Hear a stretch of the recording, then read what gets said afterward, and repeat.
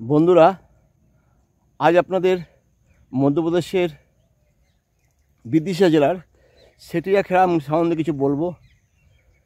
আশা করি আপনাদের শুনে ভালো লাগবে এবং আপনারা অবশ্যই সেটাকে লাইক, শেয়ার এবং কমেন্টস করবেন।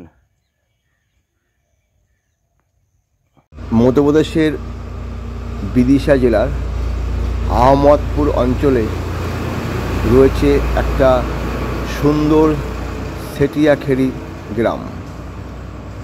এই গ্রামে আমি প্রবেশ করলাম এক দাদার অনুরোধে।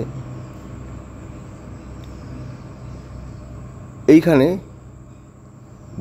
12টি হিন্দু বাড়ি আছেন এবং 12টি মুসলিম বাড়ি আছে। একটা অভিজ্ঞতা লাভ করলাম সুন্দর। সেখানে হিন্দু মুসলিম কোনো ভেদাভেদ নেই, প্রত্যেকের বাড়িতে যায়, প্রত্যেকের অনুষ্ঠানে অংশগ্রহণ করে। আর সবচেয়ে বড় কথা, হিন্দু মন্দির আছে সেখানে, আবার মুসলিমদের মসজিদও সেখানে আছে। মুসলিমরা যেমন হিন্দু মন্দিরে প্রবেশ করে, ঠিক তেমনি হিন্দুরাও মুসলিমদের মসজিদে প্রবেশ করে। কোনো বাধা নিষেধ তাদের মধ্যে নেই, তবে নিয়মনিষ্ঠভাবে প্রত্যেকে প্রবেশ করে।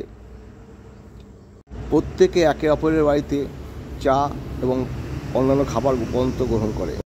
সেই গ্রামের এক নদীর পাড়ে এক অদ্ভুত সুন্দর দেখতে দেখতে দাঁড়িয়ে গেলাম। দারুণ লাগছে পরিবেশটা, এত সুন্দর পরিবেশটা দেখুন। ছোট্ট নদী, বর্ষার সময় দুই কুল ছাপিয়ে যায় নদীতে। অপূর্ব সুন্দর দেখতে দেখতে মোহিত হয়ে গেলাম। আর ভাবতে লাগলাম,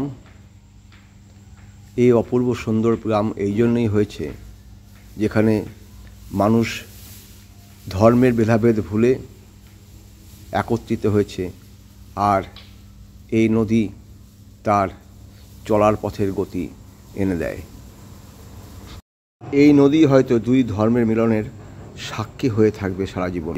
রাতের বেলা এক বাড়ির বারান্দায় দুই ধর্মের লোকের সাথে কথা বলতে বলতে অনেকটা সময় কেটে গেল। এই সেটিয়াখেড়ি গ্রামে না আসলে হয়তো আমি জানতেই পারতাম না যে ভারতবর্ষে এত সুন্দর গ্রাম আছে যেখানে দুই ধর্মের লোকেরা বসবাস করে একত্রে। তারা একে অপরের সুখ দুঃখ ভাগ করে নেয়। ভারতবর্ষে হয়তো আরও অনেক গ্রাম আছে এইভাবে মিলেমিশে একাকার হয়ে গেছে। সকালে সেটিয়াখেড়ি গ্রাম ছেড়ে বেরিয়ে পড়লাম পাশের দৃশ্য দেখতে দেখতে। সেটিয়াখেড়ি গ্রামের বাসীদের জন্য রইল অনেক অনেক ভালোবাসা। সবাই একত্রে এইভাবে আরও দীর্ঘজীবী হয়ে উঠুক। ধন্যবাদ।